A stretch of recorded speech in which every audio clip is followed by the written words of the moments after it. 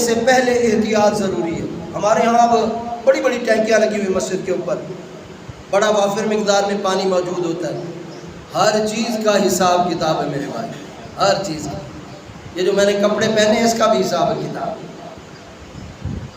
جو میں نہانے کے لیے پانی استعمال کر کے آیا ہوں اس کا بھی حساب و کتاب ہے۔ ایک مقدار ہے، اس مقدار کا خاص طور پہ وضو کرنے سے پہلے سوچ لیا کریں۔ نل آپ پورا بھی کھول لیں گے نا تو آپ کا وضو ہو جائے گا، اگر تھوڑا کھولیں گے، اتنا کھولیں گے جتنا آپ کو چاہیے، تب بھی آپ کا وضو ہو جائے گا۔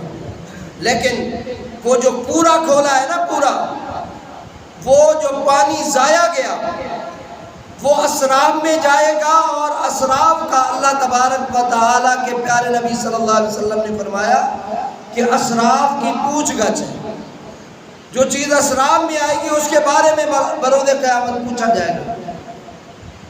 ہمارے ہاں اس چیز کا خیال نہیں رکھا جاتا، ہم چاہتے ہیں بس نل، یہ ٹوٹی میں پانی تھوڑا کیوں آ رہا ہے؟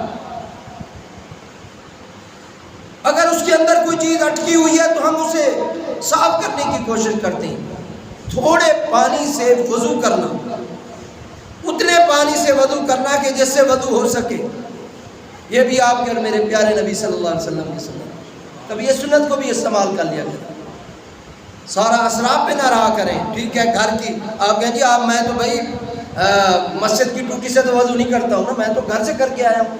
چاہے آپ گھر سے کیوں نہیں کر کے آئے، چاہے مسجد کا پانی جہاں بھی استعمال ہو رہا ہے، چاہے سمندر کے کنارے بیٹھ کر بھی آپ وضو کر رہے ہیں، تب بھی احتیاط ضروری ہے۔